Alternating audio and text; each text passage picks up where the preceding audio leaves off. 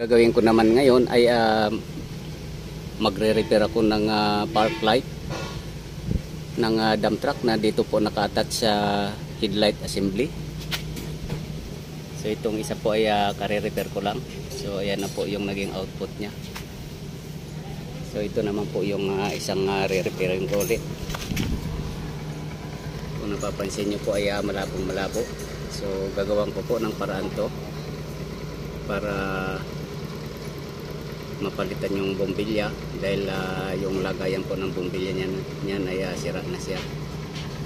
So ito po yung ilalagay ko. Gagawan ko po ng paraan para may salpak siya dyan na may bombilya dito. Actually sira na rin po to, pero gagawa po ako ng remedyo dito para may salpak dito at nang lumakas po yung park light dito na naka-attach sa headlight assembly.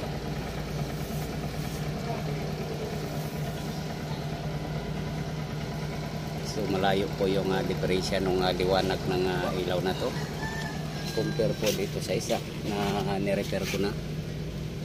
Ayan o. So paggabi po ay maganda na po yung magiging output nito. Mas maliwanag siya. So para magbalanse po yung liwanag ay ito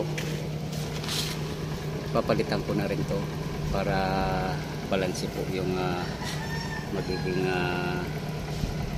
labas ng liwanag sa gabi.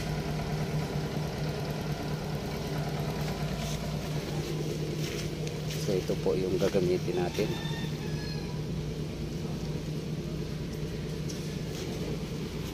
Wala pa kasi yung order na headlight assembly dito, kaya ganito po yung itsura nya. Hindi pa dumarating. So hanggat wala pa po ay lagyan po muna natin ng panibagong ilaw itong park light.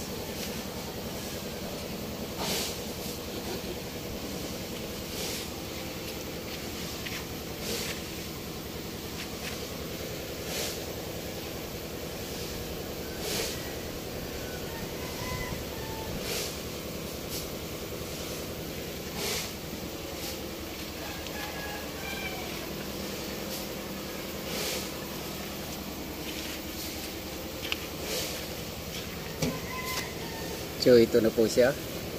So maliwanag po yung ilaw, kaso talagang sadyang medyo ano na po talaga tong headlight na to dahil palitin na to. Hindi katulad dito, medyo mas maliwanag to.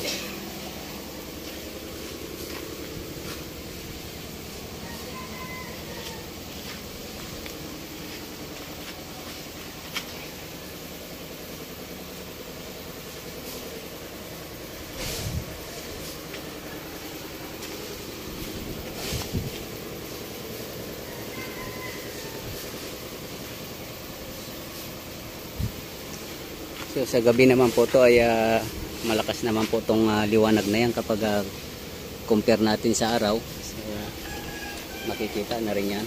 Hindi tulad nung dati ay talagang malalabo po tong ano na to, ilaw.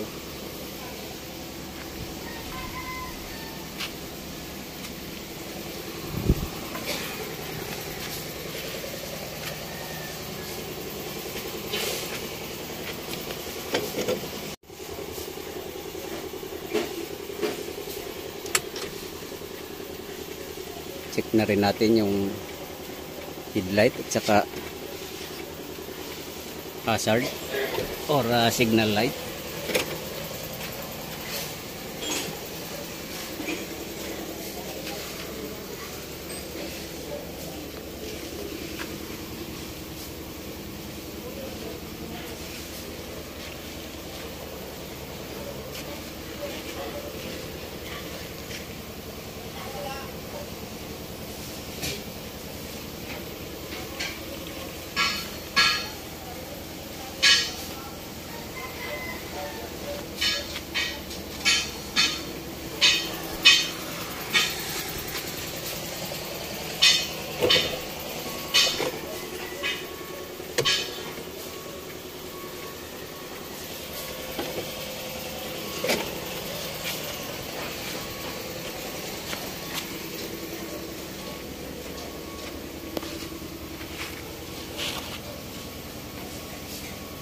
So ayan po, kompleto sila.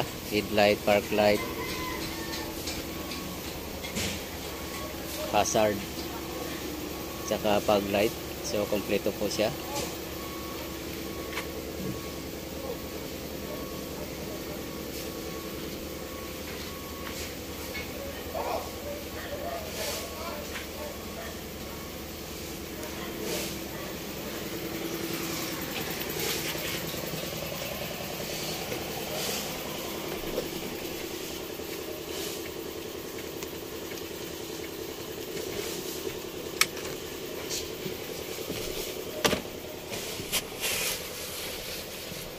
At hanggat wala pa po yung headlight assembly na in order, so pagtsatsagaan lang po muna yon.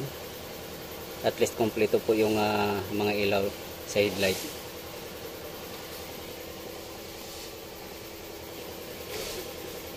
At hanggang dito na lang po muna ang video kong ito. Please like, subscribe na lang po and hit notification bell para sa susunod na mga video. God bless you all.